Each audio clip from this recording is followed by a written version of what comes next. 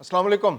जिस बात का खदशा था आखिरकार वो पूरी होकर रही, यानी कि जंग ईरान से निकलकर अब पूरे खित्ते में फैल चुकी है।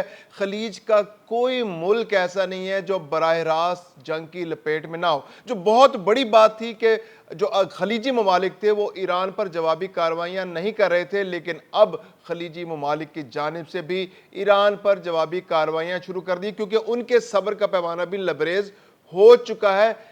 हमले जब तक अमेरिकी एयर बेसिस पर हो रहे थे उस वक्त तक तो जवाब नहीं दिया जा रहा था, लेकिन अब हमले उसके अलावा भी मुख्तलिफ मकामात पर होने लगे थे, क्योंकि बहुत सारी मलेशियाज इसके अंदर कूद पड़ी थी। हौसी बागी आ गए थे, इराक की कोई मलेशिया थी, इसके अलावा भी इधर उधर से हमले होने लग गए थे। तो जिसके बाद अब जंग तमाम खित्ते में फैल चुकी है। सऊदी अरब से हमले हो रहे हैं, अमेरिका हमले कर रहा है, इराक के अंदर एक मलेशिया को टारगेट किया गया है। इसके अलावा जो ईरान पर अमेरिकी हमले, उसके जवाब में ईरान बहुत शिद्दत से उन हमलों का जवाब दे रहा है। अमेरिका ने तो हमले जारी कर रखे हैं, एक नई लहर हमलों की शुरू हो चुकी है जो ईरान को मुसलसल टारगेट कर रही है। जहां जहां पासदारान की प्रेजेंस है, जहां जहां ईरान की दिफाई तनसीबात मौजूद हैं, उसकी दिफाई सलाहियत की रीढ़ की हड्डी जहां जाए उसको हिट करने की अमेरिका कोशिश कर रहा है। खा वो जजीरा कशम हो, खा वो जजीरा कैश हो, खा वो आबादान का इलाका हो, या इसके अलावा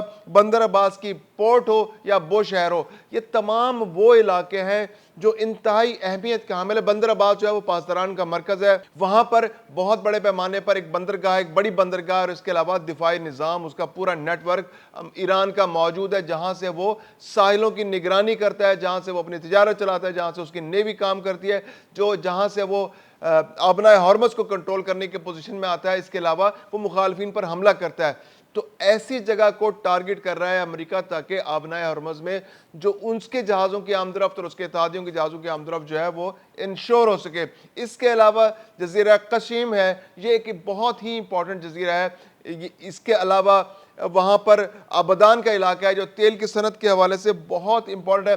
फिर इसके अलावा जो सबसे इंपॉर्टेंट अबू मूसा की जो बंदरगाह है वो उसको टारगेट किया गया है। ये अबू मूसा का इलाका वो है जहाँ से ईरान ख़ास तौर पर आबनाए हरमज़ के एंट्री पॉइंट को कंट्रोल करता है। तो आबनाए हरमज़ को बुनियाद बनाकर ये बहुत अहम हमले किए गए हैं, और अमेरिका की जानिब से ये हमले बहुत शदीद हमले हैं। ये पिछले कुछ दिनों के अंदर शदीद तरीन हमले, चंद दिन की खामोशी थी, लेकिन अब हमलों की शिद्दत में इजाफा हो गया है। अमेरिका ये कहता है कि आने वाले 2 हफ्ते बहुत इंपॉर्टेंट है और इन 2 हफ्तों के अंदर बहुत शदीद तरीन हमले किए जाएंगे। दूसरी जानिब ईरान जो है जवाबी कार्रवाइयां जारी रखे हुए, ईरान की जानिब से बराह रास्त तो नहीं, लेकिन उसके अपने जो इत्तेहादी हैं, जो उसके अपने मलेशियाज हैं, जो उससे हमदर्दी रखती हैं, वो भी कार्रवाइयां जारी रखे हुए हैं। हौसी बागी तो पहले एक्टिव थे, इराक के अंदर भी एक ग्रुप जो है वो एक्टिव हो गया है। फिर मिस्र की बंदरगाह जो है, मिस्र जो इस सारे मामले से दूर था अब तक, उसकी एक बंदरगाह पर भी ड्रोन हमले हो गए हैं, जहां पर 2 जहाज जो हैं उनको निशाना बनाया गया है। तो ये बहुत इंपॉर्टेंट डेवलपमेंट है, क्योंकि इसराइल के बिल्कुल साथ है मिस्र की वो बंदरगाह,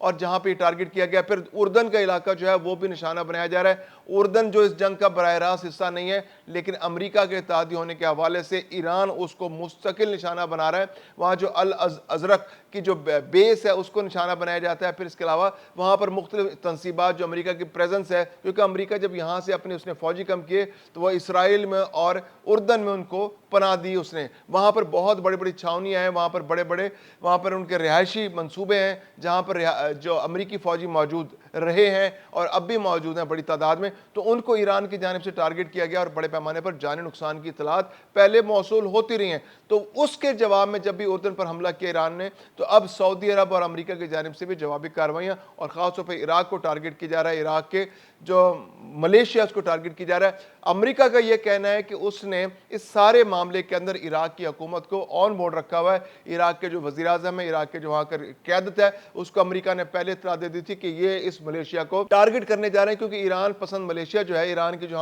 हमनवा जो ईरान कि हामी मलेशिया है, उसको अमेरिका पहले भी ब्लैक लिस्ट कर चुका है। उसके हवाले से अमेरिका की पहले भी बहुत तशवीश थी। जो हालिया उसके इंतखाबात हुए जो इराक के अंदर, उसमें एक बड़ी तादाद जो थी ईरान के हामी जो मलेशिया थी उसके लोगों की पार्लियामेंट के अंदर पहुंच गई थी।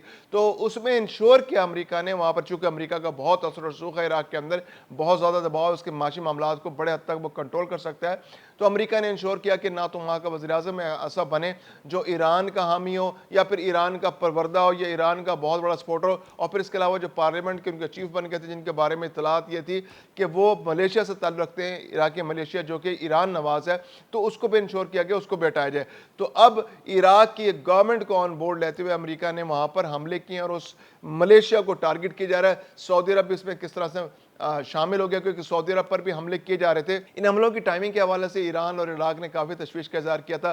محمد بن سلمان جو ولی عہد ہیں سعودی عرب کے، ان سے عراقی وزیر اعظم کی ملاقات بھی تھی، لیکن وہ بھی اب ملتوی کر دی گئی ان حملوں کی وجہ سے۔ تو یہ بہت امپورٹنٹ ڈیولپمنٹ ہے۔ پھر سب سے ایک اور بہت اہم ڈیولپمنٹ ہے کہ مختلف 8 سے 10 کمپنیاں ایسی ہیں ایرانی جن پر امریکہ نے مزید پابندیاں عائد کر دی ہیں۔ ان کے بارے میں خدشہ یہ تھا کہ وہ تجارت کر رہی ہیں، شپنگ کمپنیاں تھیں، ان کی اپنے ٹرانسپورٹیشن کا نظام تھا کہ وہ ایران کے لیے میزائل ٹیکنالوجی، ایران کے لیے میزائل کے پرزے اور ایسے بعض مصنوعات فراہم کرنے میں ملوث ہیں، اور اس کے علاوہ وہ مالی معاونت بھی کر رہی ہیں، پیسہ بھی لا رہی ہیں، جس کے ذریعے ایران اپنی دفاعی صلاحیت کو آگے بڑھا رہا ہے۔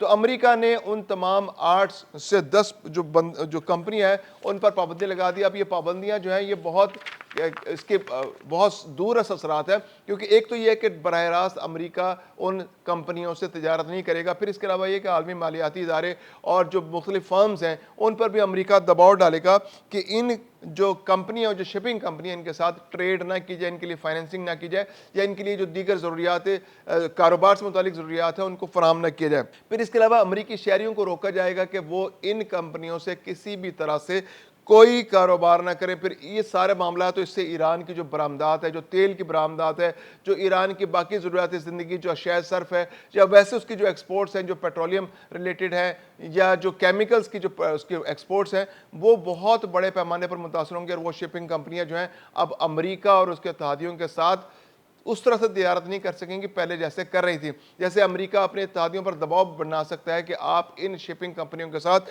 ٹریڈ نہ کریں۔ تو یہ وہ صورتحال ہے جس کے ذریعے امریکہ اب ہر صورت، ہر طرح سے دباؤ بڑھا رہا ہے۔ ڈونلڈ ٹرمپ یہ کہتے ہیں کہ یہ جو ایران کی جو حامی ملیشیاز ہیں یہ اس خطے کے اندر ایک کینسر بن چکے ہیں، تو اس کینسر کا علاج کرنا ضروری ہے۔ اب حملے جو ہیں یہ صرف ایران پر نہیں ہوں گے، اب ایران کے جو حامی ملیشیاز ہیں ان کو بھی جڑ سے نکال پھینکا جائے گا۔ جہاں جہاں خطے کے جس ملک میں، خواہ وہ ایران کے اندر موجود ہیں، خواہ وہ لبنان میں موجود ہیں، خواہ وہ عراق کے اندر موجود ہے، جہاں جہاں جس ملک میں ایران کی حامی ملیشیاز موجود ہیں ان کے خلاف بھی کارروائی ہوگی۔ یعنی اب صرف ایران ٹارگٹ نہیں ہوگا، اب اس کے حامی ملیشیاز بھی ٹارگٹ ہوگی۔ تو ایسے میں جو خلیجی ممالک ہیں وہ بھی اس جنگ کا حصہ بنتے چلے جا رہے ہیں، کیونکہ ایران کی جانب سے جب جوابی کارروائیاں ہوں گی تو ان تمام ممالک کو بھی ٹارگٹ کیا جا رہا ہے۔ تو ایسے میں یہ جنگ جو ہے یہ بڑھتی چلی جا رہی ہے اور اس کا رکتا دکھائی نہیں دے رہا، کیونکہ ایران ہر جوابی کارروائی کر رہا ہے۔ امریکہ جب حملہ کر رہا ہے تو ایران اس سے بڑھ کر جوابی کارروائی کر رہا ہے، اور یہ جو ممالک ثالثی کر رہے تھے، پاکستان، قطر، اب یہ بھی اس طرح سے اب اس جنگ کے اندر جو انہوں نے پہلے اس جنگ کو روکنے میں بہت اہم کردار ادا کیا تھا، اب بھی ان کی کوششیں جاری ہیں، لیکن یہ جو غیر ذمہ دارانہ رویہ بہت ساری جانب سے آ رہا ہے اس کی وجہ سے اب یہ مشکل ہوتا چلا جا رہا ہے۔